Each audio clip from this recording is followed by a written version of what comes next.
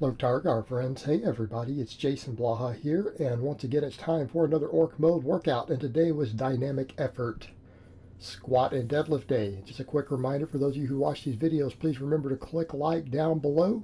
Help me keep the likes higher than the dislikes, it would be greatly appreciated. So today was our heaviest wave, although I calculated the squats off my new max on the safety bar box squat off this height. So that's what I used for this for 60%. Sumos were the heaviest and they were a little bit slower. And actually the speed was decent on these today, especially considering a third wave. So running 60% max plus 25% of max on chains, it's actually decently happy with the speed. It could have been faster. So I may need to adjust the sumos a little bit for speed just to get the speed that I want. But one of the things people will notice here, I've been working on getting my stance wider. I've had people ask on that, they're like, why aren't you doing these super wide? Because it took me a couple of weeks to get wider. It took me a couple of weeks, and I'll try to get a hair wider still. Because a lot of that's going to be my strategy. My quads are big. I have big enough quads, I think, to squat 600. And you know, we talked about quads being a little bit of a weakness when I did the 552, but that was a shoulder width stance. Shoulder width stance, guys. All right. With the wider stance, if I continue to work my entire posterior chain, hips, glutes, back, everything else, my T-spine so I can stay more upright, quads won't be as much of a weakness. And I think when people say that, they get the impression that wide stance squatting works less quad. That's not true. The evidence shows otherwise. This has actually been studied. It has actually been studied in the lab, and that's not actually true. Not at all. Because it uses more hip and it uses more glute, doesn't mean that less quad is used. You just use more muscle. Right? You use more muscle and you have a better bar path. Wider stance lets you stay more upright. Okay? On top of it. So that's what I need to do. I don't think it's an issue of my quads needing to get massively bigger, but fortunately for me, my quads grow really easy. They'll probably grow from all this because I'm doing sumo deadlifts with this and doing all this speed work. There's going to be some decent amount of hypertrophic effect in my quads. And I gave you guys a couple different angles here so that people can see what my stance looks like. But the main thing is building the whole posterior chain up more. Now, obviously, I'm cutting as of this week, but I can still build muscle. Okay, I can still build muscle while cutting. Just have to work at it very hard and got to pay attention to recovery. But as you guys can see, I'm actually going reasonably wide at this point, right? And then notice we have to drive the knees out. That's the critical part. As we come up, you drive those knees out, get that external rotation of the hip, follow through with it, and we're practicing getting that out at the point where I really need that bar to be picking up speed on the way up, as we're hitting the chains and everything. And again, because I'm using the safety bar, I'm putting a lot of extra focus on my back and posterior chain right now, just in general. My back, upper back, T-spine, traps. A lot of safety bar work right now because I'm not that worried that my quads will get less work. This is still letting me learn the squat pattern that I need. Still working quads, and we need to work all of that because I've got to be able to stay upright. Okay, I need my T-spine and I need my traps and all of that. And when I say traps, I mean the mid and lower traps. I'm not talking about the upper traps so much. I need all of that to be as strong as possible. Because if I'm going to go wide stance, we've got to work on staying upright. That means even getting stronger and stronger at good mornings. All right, because we have to have the ability to drive through and not have a forward lean that kills our squat. Especially if I'm talking about squatting 600. Especially doing it at a lighter body weight. So that's going to be the name of the game. The box squats, safety bar works, all going to play a key role here. It's going to be pivotal. But we only did 8 sets of both of these today because this is the final wave, final week of the wave. So we do 12 sets, 10 sets, 8 sets on each of these lifts while we increase the weight each time. Next week we go to bands. Now the sumos were a hair slower. Felt a little tight trying to get into position, but I felt a ton of quad. And again, trying to get into that position to get low enough has actually been a little hard today. It was actually difficult today. I didn't feel that I got my hips low enough in the squatting down to the bar for the sumo. And I think that was reflected in the speed. Also, because I adjusted the chains, I had noticed my chains wasn't getting the full length of the chain. The chains are hitting in sooner. Even though I added weight for the final wave, the chains are more aggressive. and you start throwing 120 pounds of chains on, and the chain gets more aggressive, it can be harder to get the speed you want. So these were not as fast as they have been. That's okay. I'm fine with that. It's going to happen sometimes. We have to live with those things. But we may have to adjust, because I could be misestimating what my max sumo is a little bit. I kind of worked it off of my deficit stuff.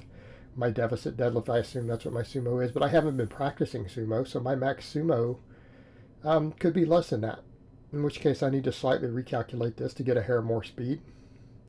But that's okay. I felt like I got a good training effect from it. I really felt my quads quite a bit on these, though, in spite of the fact that I didn't really squat quite low enough. I should have got my hips a hair lower. Should have got my hips a little bit lower on these. But that's okay. We'll work on it. We'll work on it. I get to do the speed pulls every week, and I'll do some sumo pulling for a max, some sort of sumo. I haven't decided what type yet on max effort day this coming week. We'll do that.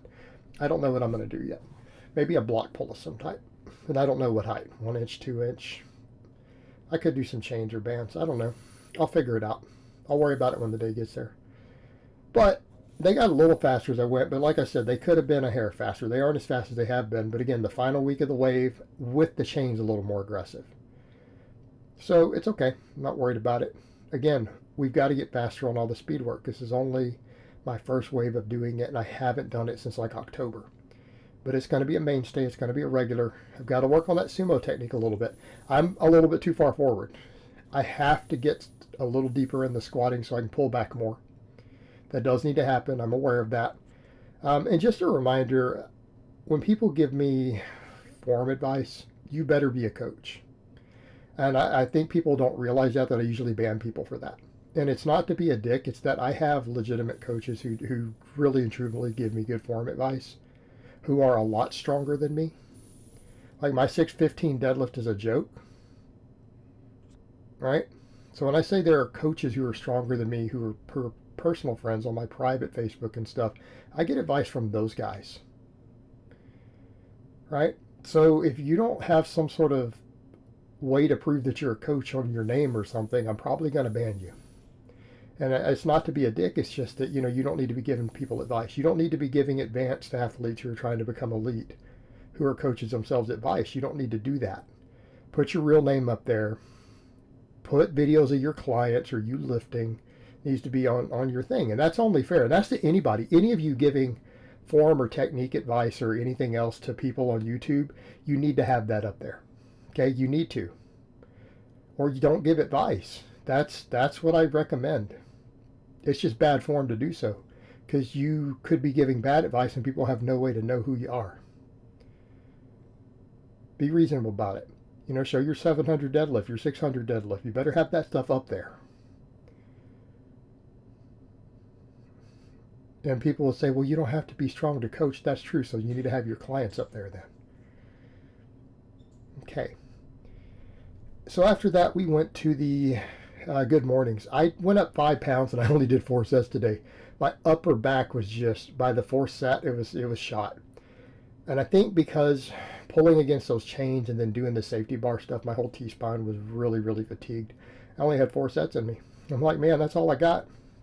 My T-spine is just trashed. And I'm not worried about it, because if I've completely fatigued the area I'm trying to work the most, and I'm going to do other work for the other areas being worked, that's fine.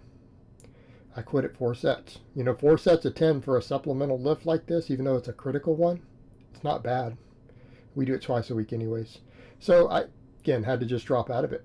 It really hammered my T-spine because it was already fatigued from the speed work against the chains with that safety bar, because I felt that tremendously up there. Which is good, because that's what we're supposed to be working. So we did the job. But at a certain point, even though I do a lot of volume here, we can use how we're going through the session to determine how much volume we need. And if a muscle is just feeling cramping and completely done, and you've given it sufficient training stimulus, there's no point in doing the other set. Go on and do the other stuff that you can do and train it just as hard. Which is what I did. That's what I did. And you guys will notice on a lot of my stuff, some of my lifts that I've been doing higher reps on, I'm bringing them down to closer to 10s. Because I get so much volume, I don't worry about ultra high reps now for most of my back and low body because I'm getting it off the reverse hypers. I'm doing those sets of 25. And I'm hitting them hard. So this other stuff, we can go for a little more mechanical tension. So the good mornings, we're going to work with 10s. We're just going to get as strong as possible on 10s while maintaining good form, good range of motion. All right? Get strong at the 10s. I mean, ideally, I would love to get these up to 225 for sets of 10 with this same range of motion. All right? I'd say my upper back would be pretty dang strong at that point. Be pretty strong at that point if I can get the full range of motion and around the upper back and everything like I'm doing there. But I've got to get my neck stronger, I think, to do that, which is why I do the neck training on my off days. So again, a lot of things are changing kind of based upon the needs and what we need to do, maintaining muscle mass, gaining muscle while slowly trimming down from this point, because I've got to get stronger. And it also meant we went up on these. We went back to the 190 pounds for the axle bar Pendlays. Now, I can't really even touch and go these off the floor for the most part. Few of the reps I could on the first set. After that, I had to start kind of regripping and making sure I had a tight grip on every rep, mainly because my grip won't allow me to do that. The axle bar is so difficult on your grip, but I managed to get all 5x10 with pretty good form. Now, we might say, what's up with that? Why are you going with 10s now? Just to make sure I get adequate tension, right? I want to get adequate tension with the volume because I've got other exercises now that I'm getting my really high reps with for things. I'm going past 10 reps now. I'm doing 12 plus on the inverted rows. I don't need to be doing 15s on this. I need to use this to get as strong as I can on my grip, go a little bit heavier weight, forcing me to train the grip even harder. This is one of my primary grip exercises. Plus, I'm going to start working face pulls back in. And I'll talk about that more on the bench press day. I feel like even the other shoulder stuff, I don't need to be doing it. I can get all my delt work with face pulls, the inverted rows, all that, because I do tons and tons of pressing. I'm not worried about any of the other stuff. I want to maintain shoulder health. And I need my shoulders to be as healthy as possible to give me as many options as possible for benching. Okay? Because all my benching, I'm doing very shoulder safe movements to build on my benching for supplemental work. I need to give myself options and experiment around for maxes with different grips and things. And I just want to keep my shoulders as healthy as possible. Another reason we're doing safety squat bar. Another reason we're going to do more face pulls instead of any other shoulder work. I want to maintain ideal shoulder health. I need to do that to make sure that I have as many options as possible with the benching, because benching is my Achilles heel. Okay, it's my Achilles heel. But because I'm going to be doing tons of the face pulls, I can do pretty dang high reps on the inverted rows. I'm going to bring these back down to 10s. And then we kill a couple birds with one stone. I get a little more tension out of this one exercise. It's the most important grip exercise, so the weight on the bar will impact my grip. I've got to keep that grip strength moving. Right, because I don't know how strong I can get my deadlift eventually. Maybe I have the potential to get to a 700 deadlift. I did the 615 and it looked really clean when I got it earlier this year. I'm not at my limit. The goal was 650 for this year, but who knows, maybe I could get 700 next year. But my grip is going to have to be super, super strong. So we've got to keep building grip now so that grip never becomes a problem again for me. And this is one of the tools to make that happen. And with this weight, these are the cleanest I've had these, because I messed with these before for a couple of workouts with this heavier weight, trying to grip it, and it was a lot more cheaty. These are a lot stricter, especially resetting, pulling everything, so my back is probably getting stronger there. Now maybe the bicep work is helping, because I'm doing all those hammer curls right now. Maybe it's helping my rows. But that's getting stronger. The glute ham raises are getting stronger. Definitely the good mornings are getting stronger. So the safety bar good mornings and the axle bar rows are getting stronger. The last piece of the puzzle there for the deadlifting is, of course, these. Now, I didn't go up on these today. I did last time, and it was so challenging. I stuck with 350 again today. 5 sets of 25. This is tremendously hard. And 15 isn't hard. Like 15 reps, not that hard. I get to 25, it's hard. Now, some people say, why the swinging? Well, this is how they do it at Westside. It's how the inventor of it uses it. It's how he coaches it. He's got the people going all the way, and they're swinging. And that's okay, because the swing does what? It pulls you into traction, and it uses the eccentric effect. Because when you get to the top and you can track up at the top, that weight hits you and pulls you back down with that heavy weight. Okay? And that momentum creates a very, very profound eccentric effect. Like the pump that I get from this in my low back and my glutes is tremendous. And sometimes my hamstrings cramp afterwards, later, like a few minutes after I'm done. They didn't today, fortunately. But the pump that you get from this in the low back and in the glutes is so profound that I can honestly say I have never felt anything like this in my glutes. No other exercise, no glute movement, even anything by the glute guy has ever given me the effect I get from this. And you guys have seen me do some really heavy hip thrusts and glute bridges for high reps. Mid 400s for hip thrusts, 500 plus on glute bridges for 10s. That doesn't compete with this. This is so much more pronounced that I would never mess with anything else. This is definitely my go-to glute exercise. All right, this is going to be one of my secrets to building my deadlift up to the next level, and possibly my squat. And I'm getting a ton of hamstring work out of it. But that eccentric effect is going to be massive for hypertrophy, because it has that eccentric effect that, normally could be hard to recover from, that creates a lot of hypertrophy, but then it pulls you into traction. Your back recovery from this is amazing. You can handle all this workload and you recover from it easily. And that's one of the selling points of it. That's one of the things Louis invented it for. And having messed with it quite a bit, I think he's right. And this is where I got my ideas from Clint Darden, that I need to go really heavy for high reps. That we can get a lot stronger on this device than we think we can. A lot of people who are using 150 pounds really need to be working towards 300 or 400 pounds for the same reps they're doing. They're shortchanging themselves. So that's my goal, is to get to 425, 4 sets of 25. That's the current goal. I'm at 350 now. All right, I'm at 350 now, and this is brutal.